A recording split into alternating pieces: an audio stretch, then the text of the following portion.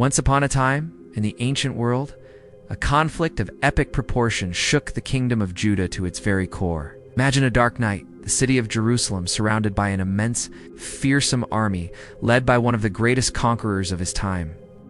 Have you ever heard of an angel who, in a single act, decimated 185,000 soldiers? Yes, we are about to explore one of the most incredible and surprising stories from the Bible. In this video, we're diving deep into the events that led to this divine intervention, understanding the historical and cultural context, and discovering the profound lessons we can learn from this story. If you're curious about how a single angel could change the course of history and want to understand the impact of this narrative, both in the ancient world and today, then keep watching. Let us unravel the mystery behind the angel who killed 185,000 soldiers in a single night. In the late 8th century BC, the political landscape of the Middle East was in constant turmoil. The kingdom of Judah, ruled by King Hezekiah, faced a crushing threat from the Assyrian Empire, one of the most feared military powers of the time. Assyria, under the command of King Sennacherib, is in the midst of a massive territorial expansion, subjugating nations and cities with its relentless war machine.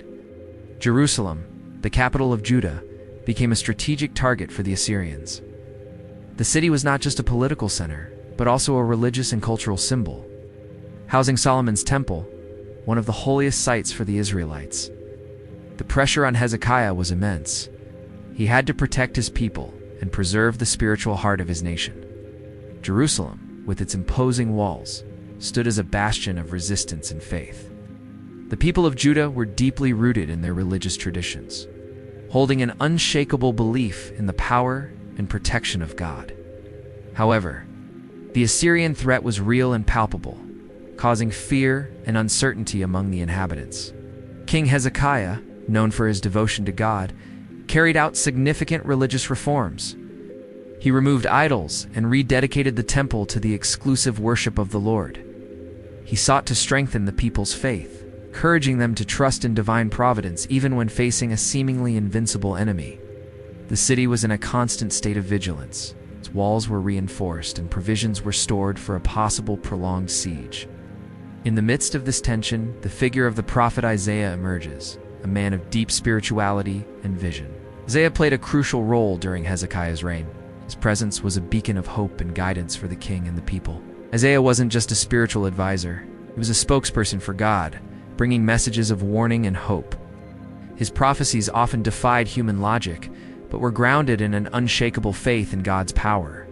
He proclaimed that despite the external threats, God was in control and would protect his people. His words brought comfort and courage in times of despair, reminding the people of Judah that they were not alone in their struggle. King Sennacherib, with his massive army, advanced towards Jerusalem with confidence and cruelty. His previous campaigns had been overwhelmingly successful, conquering cities and kingdoms and imposing heavy tributes. The Assyrians were notorious for their brutality, using psychological warfare to demoralize their enemies before even beginning a siege. They would send messengers to shout threats and taunts over the city walls, trying to break the will of the defenders. These messengers, known as the Rabshakeh, were skilled orators. They mocked King Hezekiah's trust in God, claiming that no god of any other nation had been able to save its people from the might of Assyria. They shouted in Hebrew so that the common people on the walls could understand, hoping to incite a rebellion against Hezekiah from within. Imagine the fear and doubt this would sow. The Rabshakeh's words were a direct challenge, not just to the king, but to the very faith of the nation. Hezekiah was faced with an impossible choice: surrender and face subjugation, or resist and risk the complete destruction of his city and his people. In this moment of ultimate crisis, Hezekiah didn't rely on military strategy alone. He went to the temple, tore his clothes as a sign of deep distress and mourning, and prayed fervently to God. He also sent his officials to the prophet Isaiah, seeking a word from the Lord. This act of humility and faith is a pivotal moment in the story. Instead of panicking or surrendering to the Assyrians' psychological warfare, Hezekiah turned to his spiritual foundation. Isaiah's response was swift and reassuring. He sent a message back to Hezekiah, a prophecy directly from God. The message was clear: "Do not be afraid of the words you have heard." God had heard the blasphemies of the Assyrian king and would deal with him. Isaiah prophesied that Sennacherib would not even shoot an arrow into Jerusalem, nor build a siege ramp against it. Instead, he would return to his own land by the way he came, and there he would fall by the sword. This was a bold and seemingly impossible promise. The most powerful army in the world was at their doorstep, and a prophet was declaring their defeat without a single battle. The people of Jerusalem had to choose. Would they believe the taunts of the Rabshakeh or the promise of God through Isaiah? And then the incredible happened. That very night, as the Assyrian army camped outside the walls of Jerusalem, the Bible tells us the angel of the Lord went out. In a single, silent, devastating act, the angel moved through the Assyrian camp, and by morning, 185,000 soldiers were dead. When King Sennacherib and the survivors awoke, they were met with a scene of unimaginable devastation. A mighty invincible army had been obliterated overnight, not by a human force, but by a divine one. There was no battle, no siege, no fight, just a silent, swift judgment. Defeated and humiliated, Sennacherib broke the siege and returned to his capital, Nineveh. Just as Isaiah had prophesied, he never set foot in Jerusalem again. And, true to the prophet's word, sometime later, while worshiping in the temple of his own god, Sennacherib was assassinated by his own sons. The threat was over. Jerusalem was saved. This event became a cornerstone of faith for the people of Judah, a powerful testament to the idea that faith and prayer could overcome even the most impossible odds. It demonstrated that God's power is not limited by human strength or military might.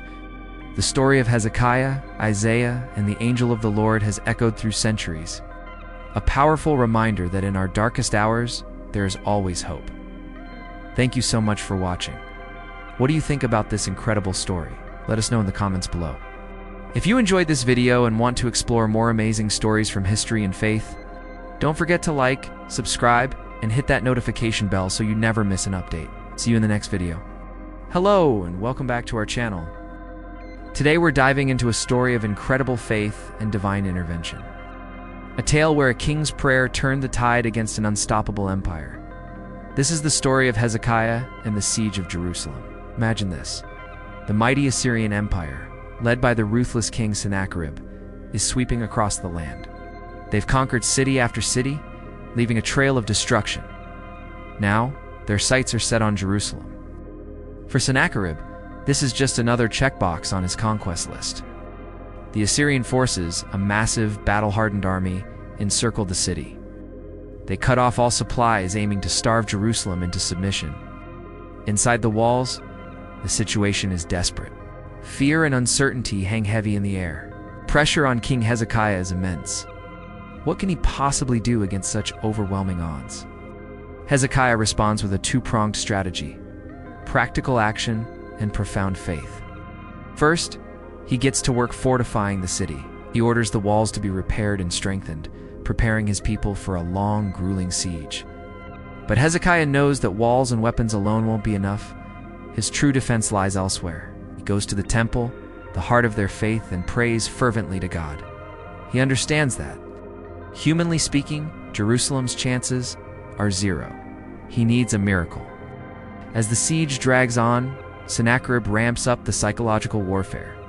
He sends letters to Hezekiah, filled with mockery and threats. He taunts the people of Jerusalem, boasting that their God is no different from the gods of the other nations he has crushed. Sennacherib's arrogance is boundless. He's certain victory is just a matter of time.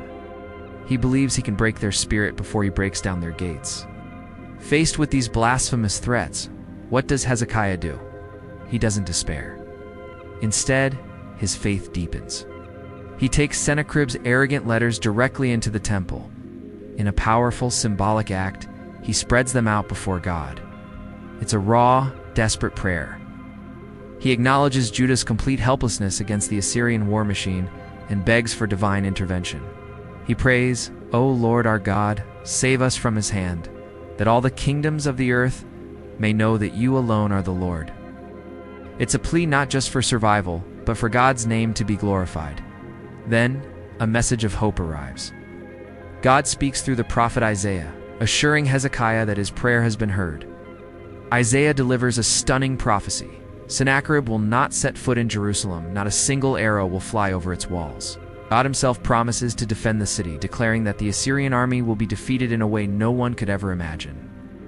The stage is set for a divine showdown. That very night, the unimaginable happens. While the vast Assyrian army sleeps, confident of their victory at dawn, an angel of the Lord moves through their camp. In a silent, swift act of divine power, 185,000 Assyrian soldiers are struck down. When the few survivors wake the next morning, they are met with a horrifying scene of utter desolation. Their mighty army, the terror of the ancient world, has been decimated overnight without a single human hand raised against them. The Bible describes it with chilling simplicity. When the people rose early in the morning, there were all the dead bodies. The immediate impact was total and catastrophic for the Assyrians. Sennacherib, the proud king who mocked God, was forced to retreat in disgrace, his army in ruins. He returned to his capital Nineveh, not as a conqueror, but as a defeated man. His power was broken, not by a rival army, but by the power of Hezekiah's prayer. This event sent shockwaves through the ancient world, a powerful testament to the God who defends his people. It's a timeless reminder that when human strength fails, faith can move mountains, or in this case, annihilate an entire army. Thank you so much for watching. If this story inspired you, please hit that like button. And don't forget to subscribe for more incredible stories from history. See you next time. How was the once invincible Assyrian army utterly destroyed? Sennacherib, who had boasted of his immense strength and power, was forced to retreat in disgrace. He returned to his capital Nineveh, humiliated and defeated. Jerusalem was safe, and the people of Judah celebrated God's miraculous intervention. But what really happened that night? How can we explain such an extraordinary event? For the faithful, it was a clear and undeniable sign of divine intervention. A manifestation of God's power in response to the sincere prayers of his people. The story became a powerful testimony of faith and divine providence, reminding everyone that no matter how desperate the situation, God has the power to save. The dawn brought not only the vision of a decimated enemy army, but also a rebirth of hope and faith for the people of Judah.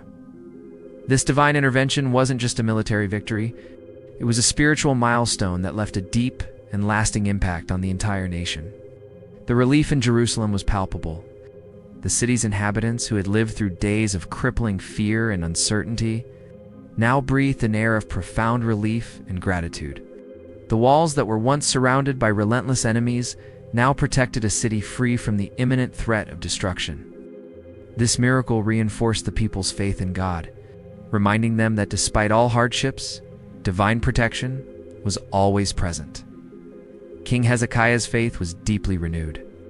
He who had so fervently sought God's help saw his trust spectacularly rewarded.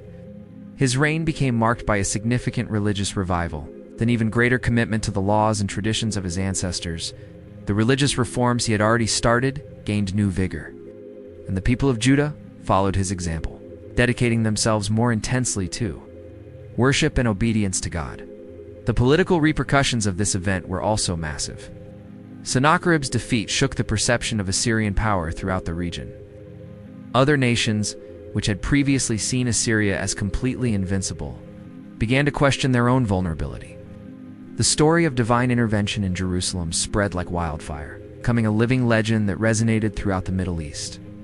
The power of God, it's manifested so dramatically, inspired not only Judah, but also other nations to recognize the strength and sovereignty of the God of Israel.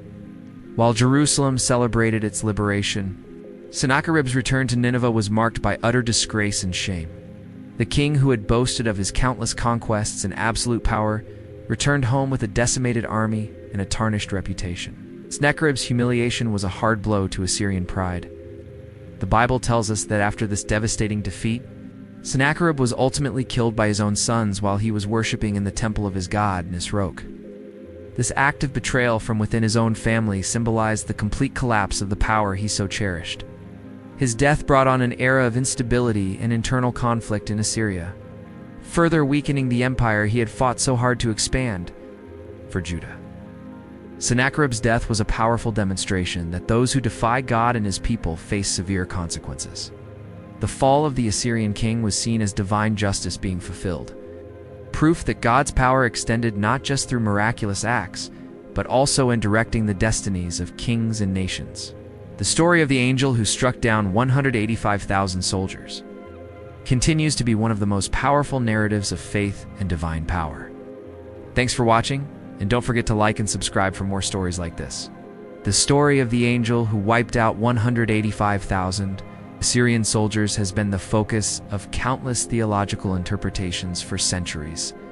Scholars of the Bible see this event as a powerful and clear sign of divine power and justice. It's a story that truly highlights God's sovereignty over all nations and his ability to intervene directly and decisively to protect his people. For many, this narrative is a profound reminder that faith in God can bring about miracles, especially when we are in great need. Hezekiah's prayer and the divine response that followed showed just how important devotion and absolute trust in God are, even when our circumstances seem completely hopeless. It's a perfect example of how faith can move mountains and bring salvation in moments of crisis. Other theologians emphasize the element of divine justice. The defeat of the Assyrians and Sennacherib's death later on are seen as God's retribution against those who defy and blaspheme him. It reminds us that while God is merciful and patient, he is also just and will not let wickedness go unpunished. Now, the story of the angel and the 185,000 soldiers isn't a one-off event in the scriptures. The Bible is filled with other supernatural events that show God's power in equally incredible ways. Think about the parting of the Red Sea. Moses was leading the Israelites out of Egypt, and right when they were trapped, the sea opened up, allowing them to pass through safely, while the entire Egyptian army was swallowed by the waters. Another powerful example is the destruction of Sodom and Gomorrah. In response to the deep-seated iniquity of these cities, God brought down total destruction with fire and brimstone. Just like with the Assyrians, these events serve to demonstrate God's complete authority and justice, as well as his power to protect and save his people. When we compare these miracles, a clear pattern emerges. God intervenes in critical moments. In every case, faith and obedience to God's call led to salvation and victory. While disobedience and defiance resulted in destruction, these events reinforce the Bible's central message: God is sovereign, powerful, and just. So, the story of the angel who defeated an entire army is much more than just a tale of a miraculous event. It's an incredible reminder of faith, divine providence, and God's justice. This narrative, deeply rooted in biblical history and theology, continues to inspire us and teach valuable lessons about faith and trust in God. This extraordinary event didn't just save a city and its people. It left a permanent mark on the history of Judah and on the collective consciousness of believers everywhere. It serves as an eternal testimony that no matter how desperate a situation may seem, faith in God can bring unimaginable solutions and divine protection.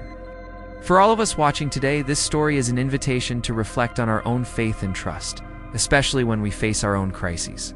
To remember that just as God intervened for Hezekiah in Jerusalem, he can intervene in our lives in equally powerful and transformative ways. Let's learn from this historical event and strengthen our faith, trusting that God is always present, always ready to save and guide us. Thanks for watching, and don't forget to subscribe for more content that explores these powerful stories.